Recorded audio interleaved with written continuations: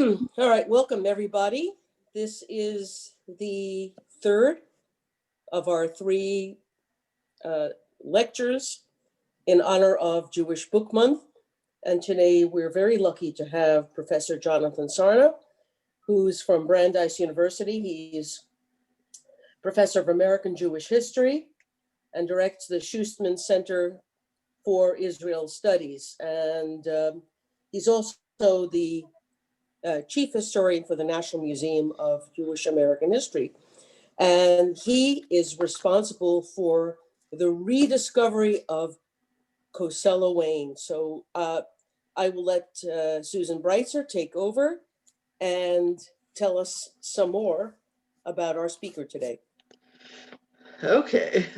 Well, Jane, I think you've done quite a great introduction. I will say, as a scholar of American Jewish history myself, I'm one of many who've been greatly influenced by Professor Sarna's work and his major role in making American Jewish history an important field in American scholarship, as well as bringing it to the general public through the many books he has authored and edited. And I'm especially looking forward to hearing this introduction to this recently rediscovered American Jewish novel. So, without further ado,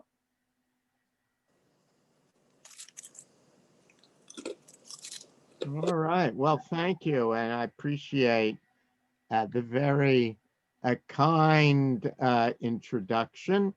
And now you can do away with that slide. It's not 2019. That's a good slide to start on. I should tell you that the first time that I spoke on this subject, I managed to trip on an uneven stage during the question period and ended up in the emergency room. So I want to commend the organizers, thank Jane and Sophia for ensuring that there is no stage and I can sit at my desk and talk from home, hopefully, with no danger. COVID time has that silver lining. My subject, as you've heard, is a completely unknown 1860 American Jewish novel entitled Cosella Wayne, published serially in the spiritualist journal The Banner of Light. Do we have a slide for the book or only this picture? There we go. All right. This is, so far as I know, the very first novel written and published in English by an American Jewish woman writer and actually revises the whole chronology of American Jewish literature. But it's not just the early date that makes Cosella Wayne significant. The novel, which is actually autobiographical, set in the 1840s, it opens up a whole world of which we know very little. It's a world where Jew, wait a minute, where Jewish children can be rescued from their non-Jewish fathers so that it might be raised by Jewish parents, a world where a Jewish father molested his daughter, a world where that daughter took solace in the new, heavily female movement known as spiritualism, um, becoming for a time, and Cora Wilburn was one of spiritualism's best known writings. Now, the remarkable author of Cosella Wayne, as you see, published under the not very Jewish name Cora Wilburn, but her original name, I discovered, was Henrietta Pulvermacher, Puffermacher means powder maker. And in this book, you can read my full introduction and selections from Cora Wilburn's diary, which I also was fortunate enough to discover. But what I'm going to do this afternoon is just introduce you a little bit to her and then say a few words about how I discovered this novel. So, who was Cora Wilburn? We can go back to her picture if you like.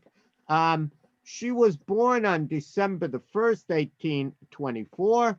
She listed her birthplace at different times as either Germany or France, which means she was most likely born in Alsace.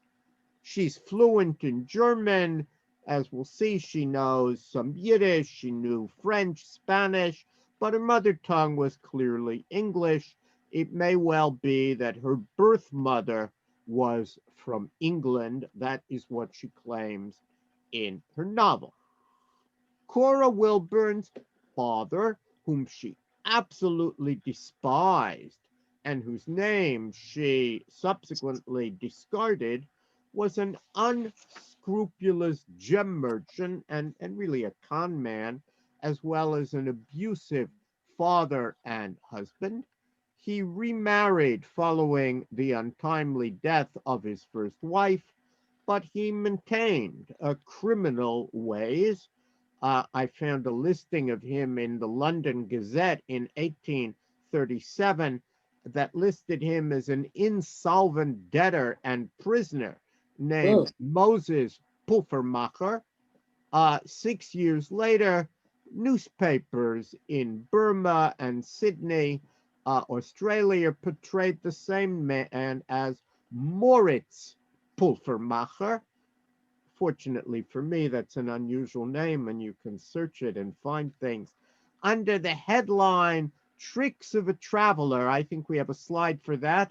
It described how opulently attired, and here we are, and in the company of his wife and daughter, he claimed to be a rich diamond merchant, and he swindled people by taking loans that he did not repay and by supplying them in pledge false stones, counterfeit gold, faux silver. He even managed at one point to impersonate Sir Moses Montefiore, the most prominent British Jew of his time. And then he paraded as an American Jew, it says, named Moritz Jackson, which very revealingly turns out to be the same last name that his daughter used when she immigrated to America. Later, I'll show you the the document on that. So even in an early 19th century age when self-fashioning was something of a social norm, and Jews in particular changed their ways and their names in quest of social and economic mobility, the case of Cora Wilburn was something of an extreme.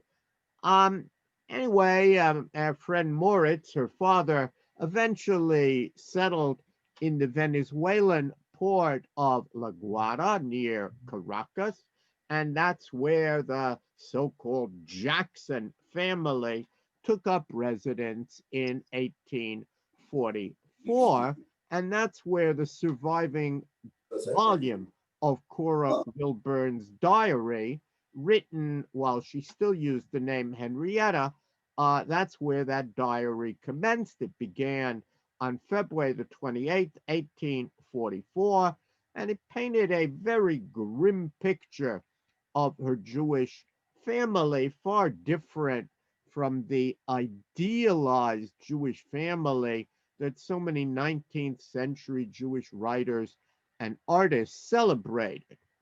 I had not been home long yesterday, but it began anew, she reported cryptically on March the 1st, 1844, and a week later she explained that she and her father had again had a most tremendous row as usual for nothing. The brandy bottle was applied, and so began his cursing and bellowing. It continued till near morning. Within months, the situation at home deteriorated further, and her father, perhaps fearing that discovery of his crimes was near, turned violent. Quote, he began to take a knife up to my mother, really stepmother, so we both left the house. Not the usual picture of nice Jewish parents. In Cosella Wayne, the novel, Wilburn elaborated on the abuse that she suffered at the hands of her father through the voice of an alter ego, her central character, Cosella Wayne, who noticed bore her own initials, C.W., Cora Wilburn Cosella Wayne. The novel described the threats, the screams, the assaults, the beatings that Cosella endured, and the tension at home took a physical toll on Cosella's stepmother. Her health declined. She could no longer keep house. Finally, on June the 29th, 1844, according to the diary, her stepmother departed this life for a better. God gave her a calm and peaceful end. Following this death, according to both the diary and the novel, conditions only grew worse.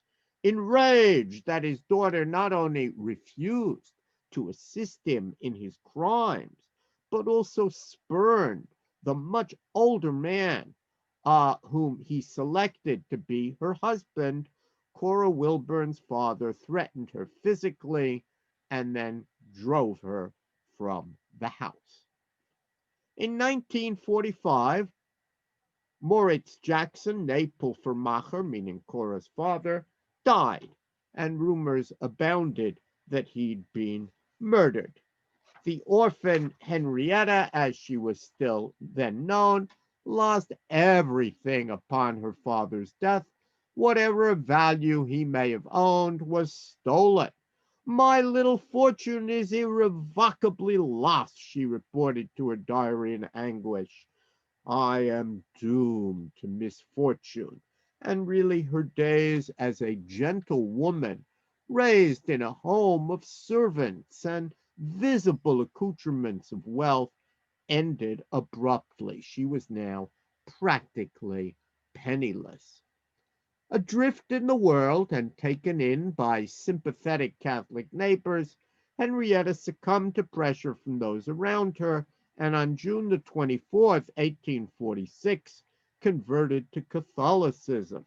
I'd repented before it began, she subsequently admitted, but it was now too late. My word had been given, and she attributed manifold misfortunes to this act of apostasy, describing it, quote, as an event that has called upon me the just anger of a most just God. Despairing of the fatal day I changed my pure and holy religion for a false one, she vowed 18 months later to return, although alone, friendless, penniless, to my religion, to my God. And here is where she turned to Yiddish. I think we have a slide of that in her diary. It's no that well that's Casella Wayne as it appeared. There's the Yiddish. Um, it's halting Western Yiddish, which she wrote phonetically. It's full of errors of spelling, but you can see that she wrote prayerfully in her diary to the dear God of Israel, besieging him to save her and to enfold her again within his secret love. She considered hers to have been an almost unpardonable act of betrayal. And it's worth remembering that in those days, apostasy, much like bastardy, was a sin that one could never live down. In hopes of improving her situation and returning to her people, and buoyed by the traditional belief that fellow Jews would embrace and uplift one of their own, Henrietta spent $40 of her remaining funds and took to sea for what was really her final time, hoping to make a fresh start as a Jew in Philadelphia, about which she had read. She arrived in New York on September 30th and reached Philadelphia, next slide please, that same night. And here you can see what we found. September 3rd is an error. I won't go into the details, should be September 30th. Um, Over the ensuing days, she recalled bitterly, Cora Wilburn's faith in a Jewish moral economy based on mutual assistance was cruelly shattered. Went to the houses of my brethren, was but ill received. Alas, she reported to her diary, Philadelphia's Jews offered her only menial labor. Now, that's actually very interesting because up to now, all of the descriptions that we have of the female Jewish poor in Philadelphia stemmed from the ladies bountiful who aided them, like Rebecca Gratz, the famous aristocratic philanthropist. But in Cosella Wayne, Cora Wilburn gave voice to the poor themselves, allowing us to see class relations among Jewish women through the eyes of those who toiled to survive. And there's lots of material about that, both in my introduction and in the novel. After 4 years, 1848 to 52, of mind numbing toil, Henrietta broke free of her hated needle, and aided by Christian friends, she became a professional writer and began life anew. From now onward, she'd be known only by her pen name, Cora Wilburn, which soon became her legal name, listed in official censuses and then finally on her death certificate. Like her father, who often took on new names to hide from pursuers, she apparently hoped that by changing her name, she would change her fortune. Now, as a writer, and it's worth recalling, writing was one of the few occupations that a woman of that time who needed to work could truly take up with pride. But as a writer, Cora Wilburn aligned herself for about 17 years with the fast growing but very controversial spiritualist movement, which held that the spirits of the departed lived on in a distinct spirit world from which they continued to communicate with human beings. Nourished by the same upstate New York soil as the women's rights movement, spiritualists advocated women's rights, treated women on a par with men in their practices, their policies, their ideologies. Now, Wilburn herself did not become a professional medium or trance lecturer, as spiritualism's most famous women did. Think someone like Virginia Woodhull, who later ran for president. But Cora Wilburn mostly reached people through her voluminous writings, and she published regularly in spiritualist magazines like The Banner of Light and The Agitator. She was actually one of a comparatively small number of women who identified with spiritualism. Now, important to remember, she never denied her Jewish heritage. In fact, in this novel, she celebrates it. But much like Jews who would later participate in movements like Unitarianism or ethical culture or Christian Science, or in our own day, the Jew who are Jewish and Buddhists, Cora Wilburn insisted that her liberal spiritualist faith required her only, quote, to be true and pure and to live the life that is approved of God and angels. Her productivity during these years is absolutely astonishing.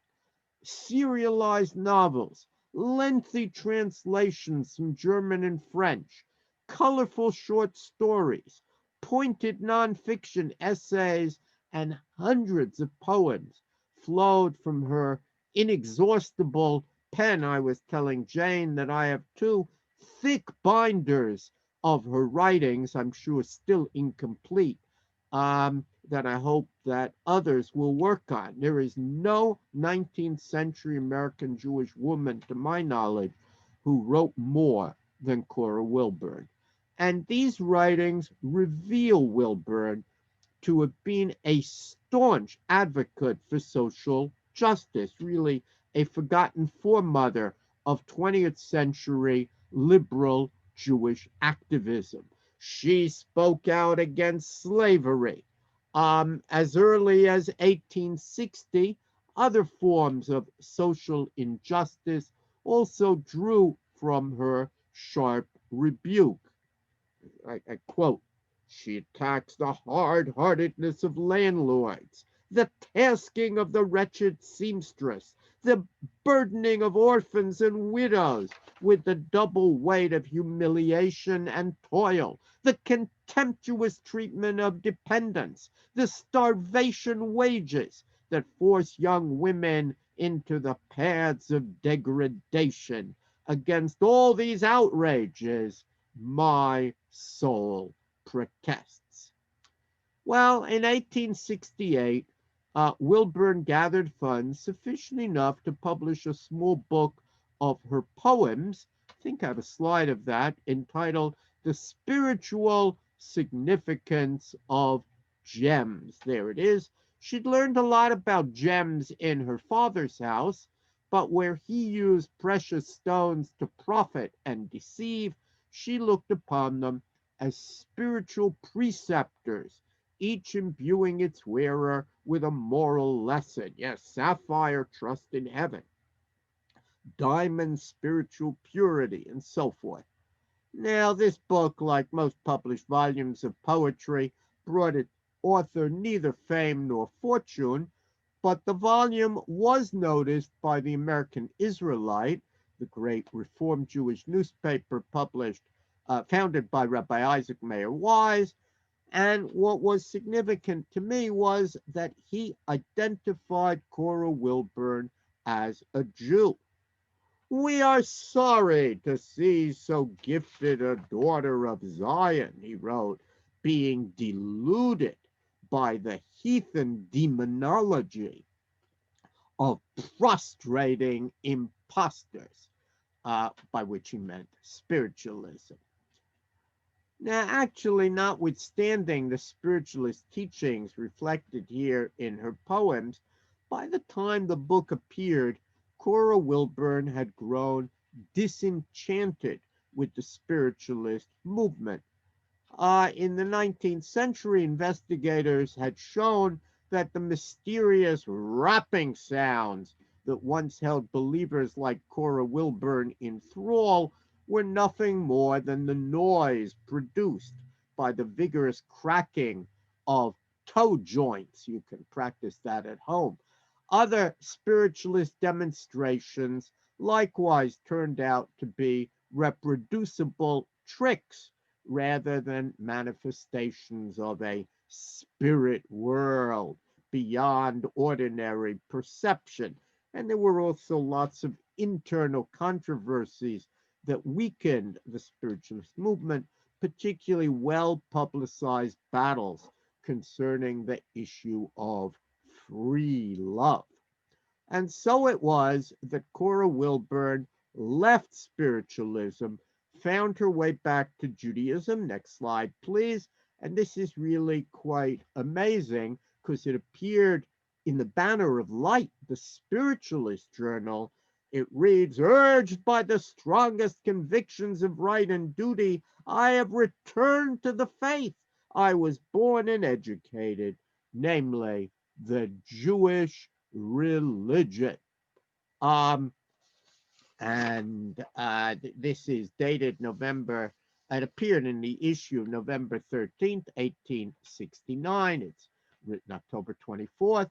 Cora Wilburn explains that she now identified with Judaism's progressive ranks, not its so-called Orthodox standard, and that Reform Judaism accepted all enlightenment and welcomes every truth tending to exalt the material and the spiritual life of our aspiring humanity. She continued to labor for the pure, the true, and the beautiful to the best of her humble capacities. That's what she promised, but would now do so as an identifying Jew. And for the next 37 years, living pretty near where I live in the Boston area, she did identify as a Jew. She no longer produced much in the way of fiction or critical essays. Instead, the bulk of her writing now consisted of poetry, and she became increasingly bitter and reclusive.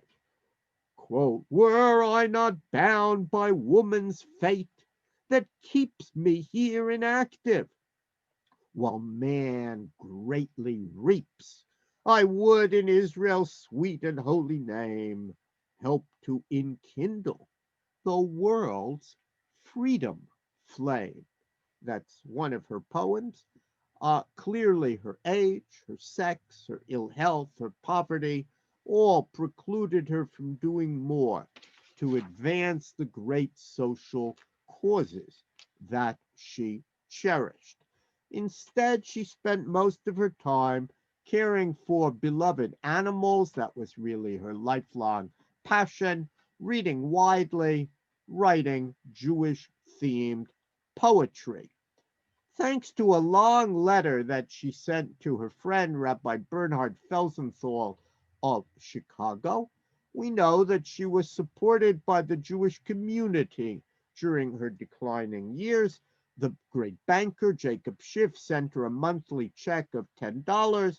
The Hebrew Benevolent Society of Boston, headed by Jacob Heff, granted her $8 a month, which she took, although she found it dreadful to be on the receiving end of public charity. And she also received occasional commissions for poems, and as I said, cared for beloved pets. Most interestingly, she assured Rabbi Felsenthal that she remained true to her faith. I observe the Shabbos, meaning the Sabbath, conscientiously, the Pesach and the holy days. I keep Yom Kippur as would the most rigidly orthodox. Cora Wilburn died at home in Duxbury, Massachusetts on December the 4th, 1986. I'm sorry, on December the 4th, 1906. She was 82. I can't bring her another 80 years, but she lived much longer than most of the other Jewish women writers. Imagine if Emma Lazarus had lived as long as Cora Wilburn, what she might have produced. But apparently, all that careful living of Cora Wilburn, her vegetarianism, and all the rest of it paid off. In deference to her express wishes rooted in late 19th century environmental values, but in violation of Jewish law. Next slide, please. Cora Wilburn was cremated. Reputedly, she was the very first person of the Jewish faith ever cremated in Boston. Now, you may wonder, how did I discover all of this?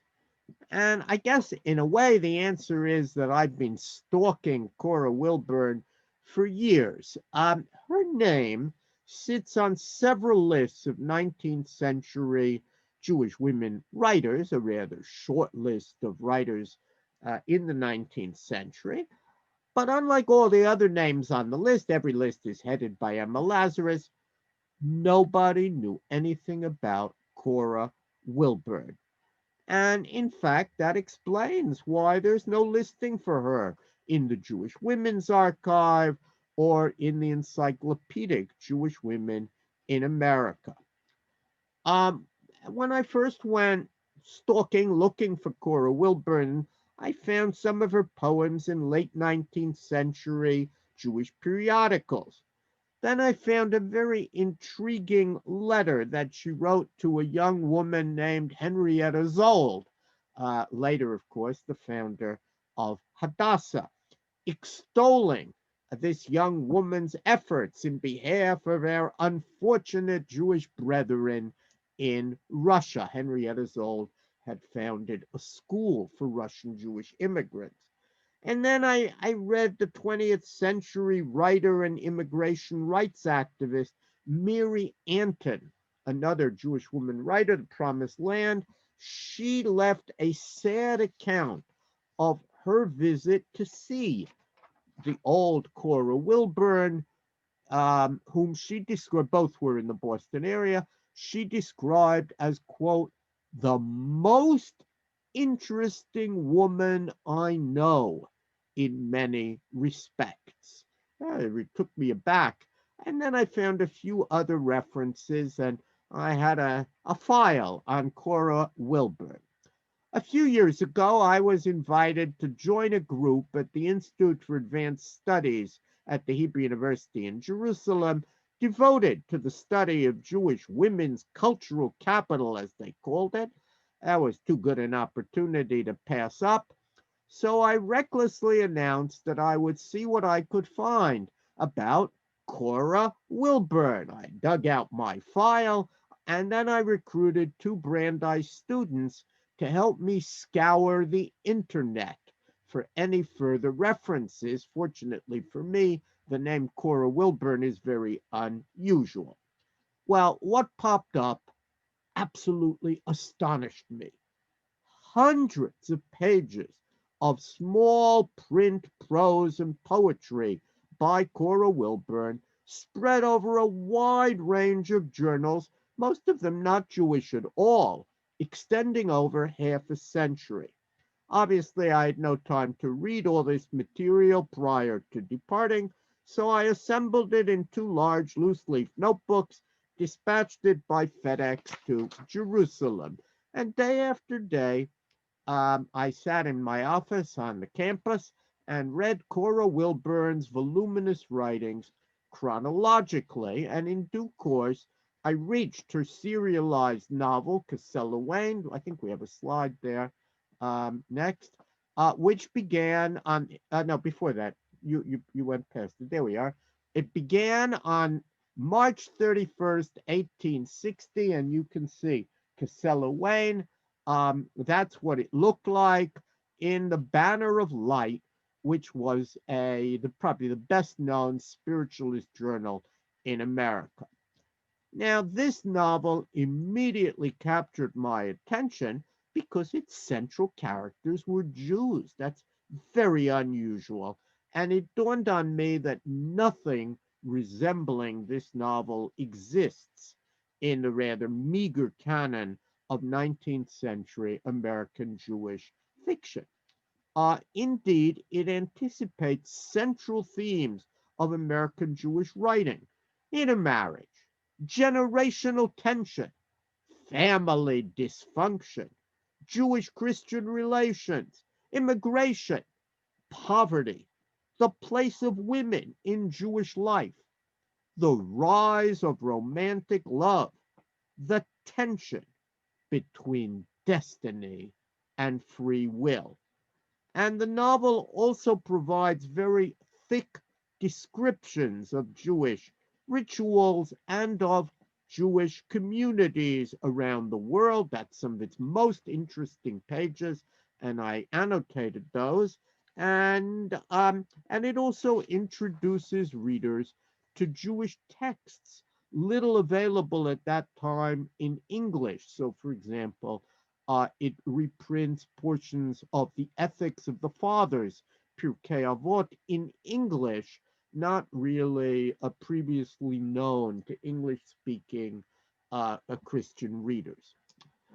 The only full-length biographical article that I found concerning Cora Wilburn, published in 1912, contained tantalizing quotations from a diary that Cora Wilburn kept.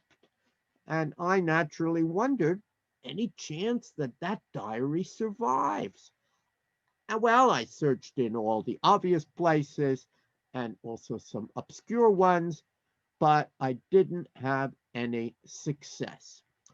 And then, quite by accident, I chanced upon a handwritten letter to historian Jacob Rader Marcus. That's the next slide. Marcus was the greatest American Jewish historian and the founder of the American Jewish Archives. And this letter came from a woman named Sadie Cohen. She was the widow of a rather well-known Boston judge named A.K. Cohen, and it thanked Marcus for letting her know, quote, that the papers of the diary of Cora Wilburn have been received with the minutes of the Beth El Synagogue.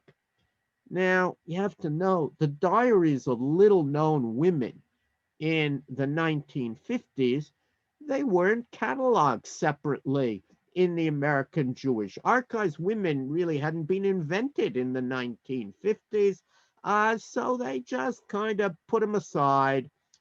But I had a clue to help the archivist. Now, I said, look in those minutes of the Beth El Synagogue. Maybe you'll find something.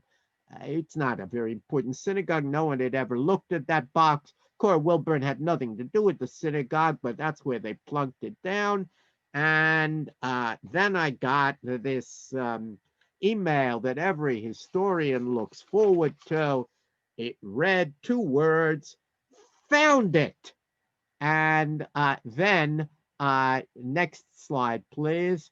He sent me a scanned copy of the diary. Do we have another slide? Do we have a slide? There we go. And that's the diary. And I have a scan of that diary.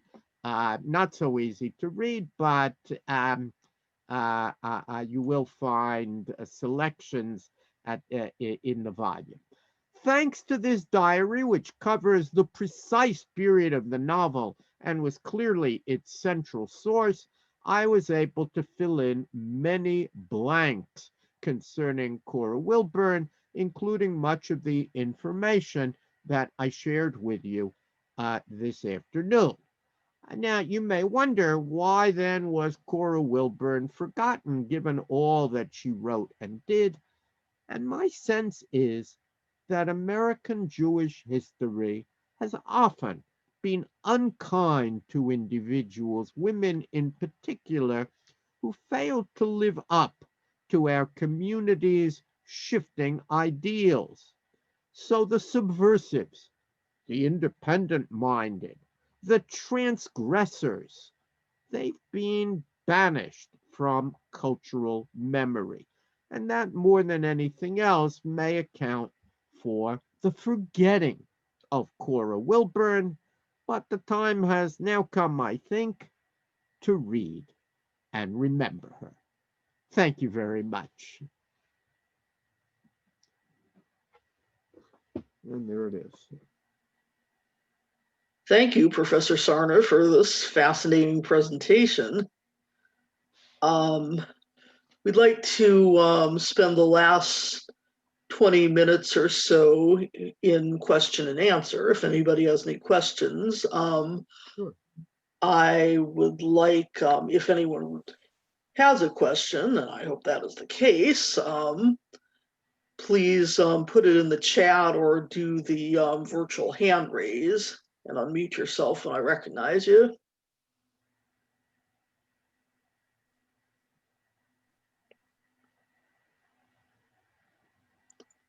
Richard, unmute yourself. I did. I found it very interesting. I just finished reading Daniel Deronda, Yeah. which is written by a non-Jew and written around the same time as I recall, Yep. maybe a little later. Little But it later. has some of the same themes about unscrupulous father, daughter who rejects Judaism, at least at first. Well, throughout. It's her son that returns to Judaism. And in her marriage is in there, a lot of the same themes. I'm just wondering, did you think George Eliot ever had anything to do with Cora Wilburn? I actually mentioned in the introduction there are a series of books that have themes like that um, in the 19th century. I'm inclined to think that it's independent parallel development rather than one influencing the other. I obviously can't prove that. Maybe somebody one day will do a very close comparison.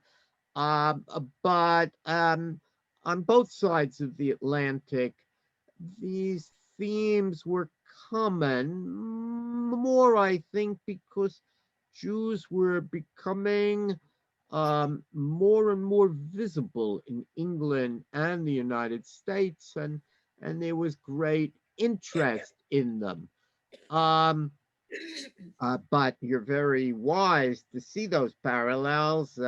I think Daniel Deronda is a greater novel and certainly did better than this novel, which appeared only in the newspapers. But of course, Daniel Deronda has nothing about America, Right. whereas for me, that was the whole role of America is interesting, and so is the world of Venezuela. We don't have anything about Venezuela in American Jewish literature, and she even talks a bit about Jews in Venezuela, which in such a Catholic place, it's really very interesting. Thank you.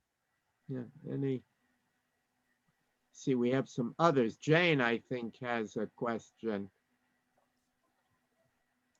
Jane, please Yeah, unmute yourself. Yeah, okay. Well, as I told Professor Sarna just before we started, at a certain point, I wanted to take Cosella Wayne and shake her by her passive little shoulders. I liked her in the beginning, and I felt sorry for her when she was younger. But then I lost patience with her. Sorry, but I got annoyed with her. For instance, on page 179, she reads this letter from her father, and which he died in the middle of, spoiler alert, in the middle of writing it. But she says, I have wronged, your father, and his name is Pert, and then he dies. Well, come on. She's smart, and she has this clue, and she doesn't follow it up. She spends the next 4 years working as a quote menial, and of course I found her very she didn't want to work. She didn't want to soil her hands. So yes, she's a little bit passive that way. But the other thing is, when she meets Jews, and all of the Jews that she meets seem to be negative examples that we don't want to publicize. So there's one family that says, now we're not going to have you work on Saturdays because we keep the Sabbath. So she said, hey, you're my people.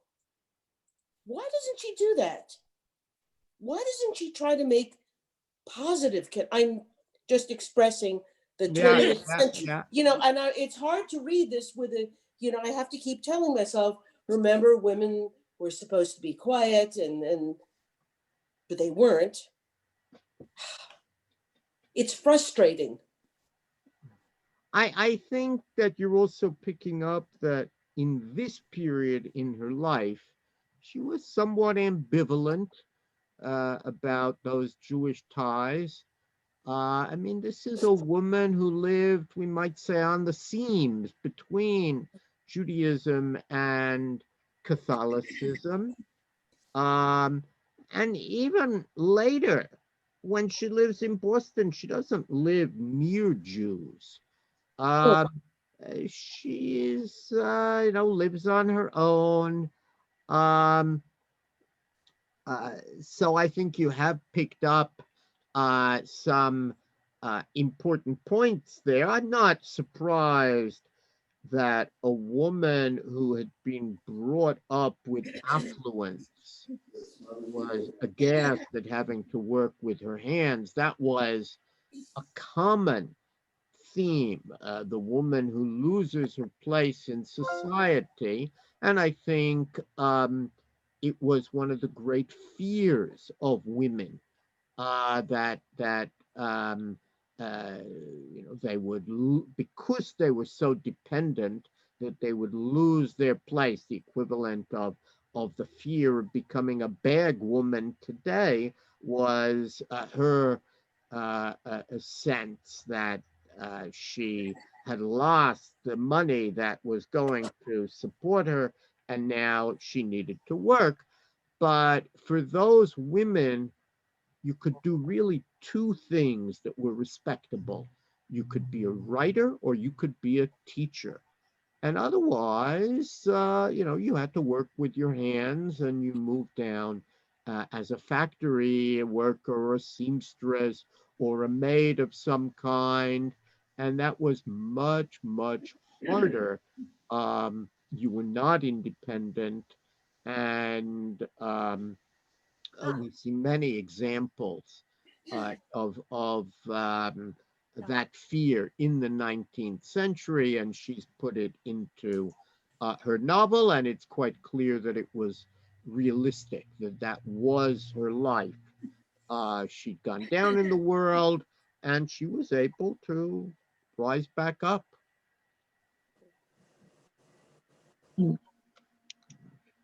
Well, And I was, if I can yeah, add something to that, I was rather fascinated to compare it with another relatively recently rediscovered novel, Anja Yezierska's Bread Givers. mm-hmm, I mean, in this case, from the perspective of a new Eastern European immigrant Jewish woman who's trying to escape from her working class background as well as her controlling father.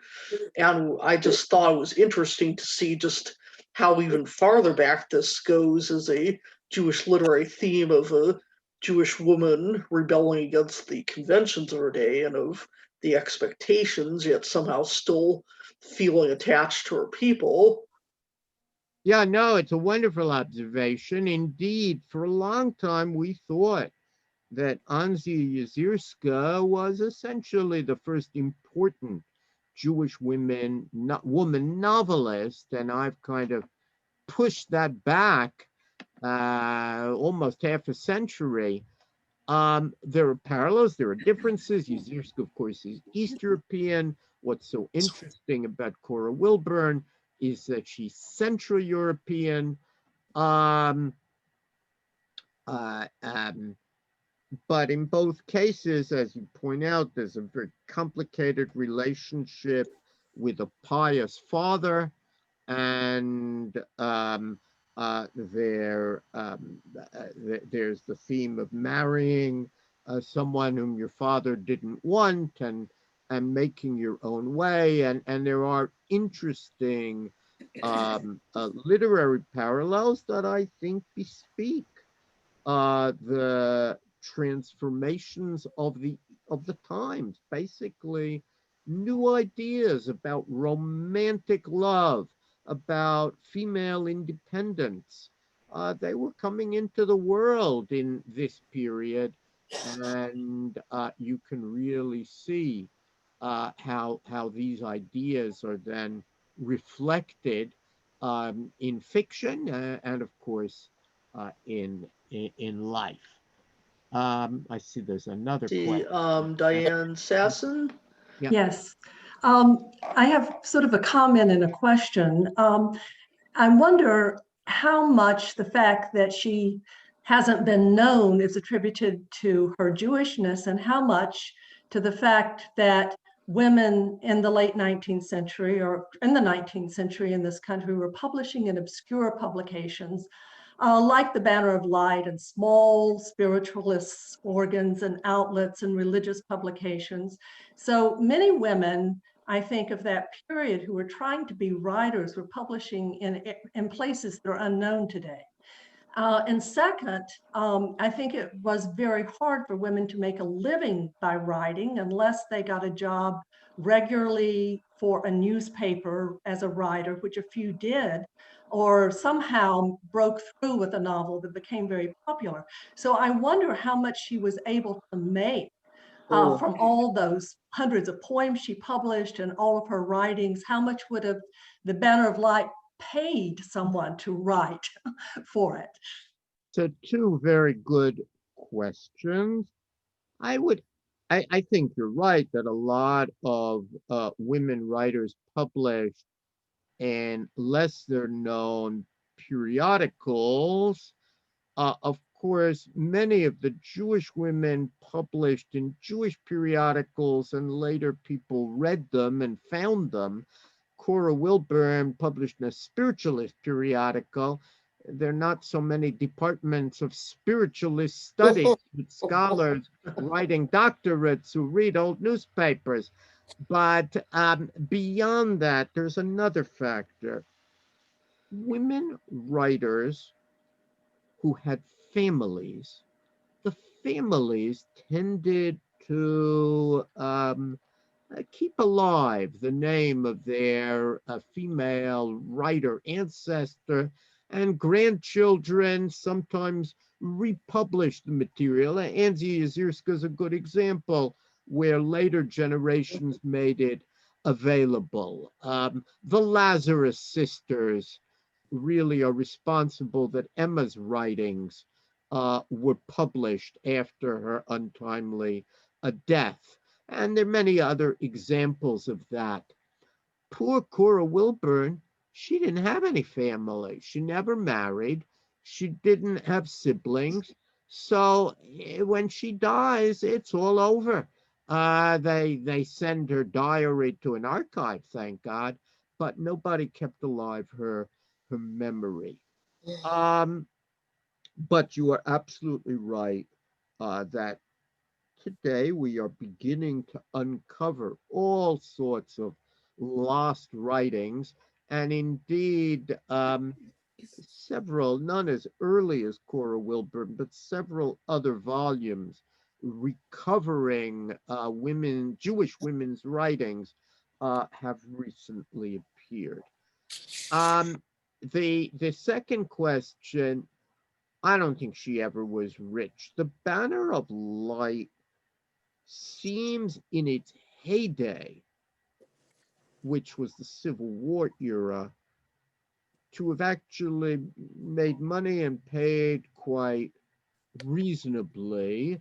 The reason spiritualism was so successful in the Civil War was it was a great comfort if you lost a child or a husband in the Civil War, to think that you could communicate with the spirit of the deceased. And so spiritualism really leaps forward during those years. And so I think she made some money then, but I think you're perfectly right that she was poor. And later it is clear that she was supported by charitable folks who thought we need an American Jewish culture. She writes, we ought to help her. And so Temple Emmanuel gives her some money. And then, as I said, Jacob Schiff gives her a pension, which is amazing. Usually it was Jacob Schiff's wife, Teresa, who helped women who were not of means, and the Boston Jewish Charities gave her a little pension. Before the age of Social Security, it was very difficult for women. I'm sorry, my wife, I hope will pick it up. Very difficult for women who didn't have any family when they got old, and she lived to be in her 80s. So yeah, she was very poor, and I have a sense from reading any surviving letters that she kind of did better in the 1860s and then goes down and doesn't do so well. She does write for the B'nai B'rith magazine, which was probably the best selling of the Jewish periodicals, but I have no idea what they would have paid her. Mm. Okay, we have another question. Dorita Berger. How many non-Jewish women writers were successful at that time? I have not um, counted. So, I mean, I could just say I don't know, obviously. Even then, there were more non-Jews than Jews. So, um, uh, there are more women writers. If you read The Banner of Light, and several other spiritualist journals, they were edited by women. And they went out of their way to try and promote women writers. Of course, there were other women's magazines that emerged, like Ladies' Home Journal, and other women's magazines that emerge and that do publish um, women, but we're not talking about lots of people, and they were respected. I found a couple of people who were named for Cora Wilburn as a kind of, the hope being she'd be a kind of role model for a young woman. So maybe she too would be independent and make something of her life. I do think that some of the early feminism and spiritualism are interlinked, and that's not an accident. This is a movement that really empowers women in religion, and many of the spirits were women spirits, female spirits, and many of the leaders, that is, women who were able to be mediators between the spirit world and the ordinary world. Many of them also were women, and there were, of course, some of them. This was good theater. Some of them made a lot of money. It's in a way a shame that Cora Wilburn, maybe she was too honest, but she never learned how to put on a performance. And we have wonderful accounts of some of Mhm. these spiritualist performances by women who were talking to, your son's spirit, and how they would reassure, and son, you don't look too persuaded, Jane, and I guess I'm not either, but they did. And other people's religion always seems strange if it's not your religion. But there apparently, I didn't know this, apparently there's still spiritualists around. And what's fascinating about spiritualism, according to scholars, is it was deeply, we're past time, but it was deeply influenced by the development of the Morse code. If there can be telegraphs going through the air that I don't see, why can't there be spirits that go through the air that I don't see. The two were related. In any case, I want to thank you for. Wait, Doris, Thank you you. have a question? Quick, Dory, before we leave. No, she asked the question Yes, already. she did. Yeah, Okay, that was the question. Yeah. okay, right. Okay, well, thank you, Professor Sarna.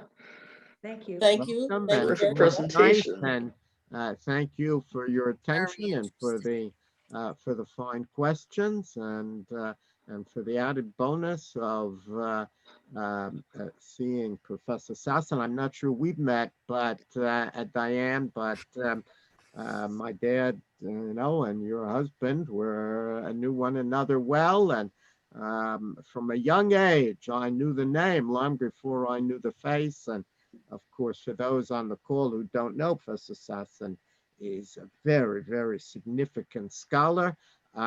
Built up two Jewish studies programs that I know of, and I think is clearly still going strong. So I'm very honored that You you're should know that I paid him a lot of money to say words like that. Thank Thank you. you. All right. Thank you, and hope everyone has a good day. Yeah. Thank you. Thanks. Thank you. Bye.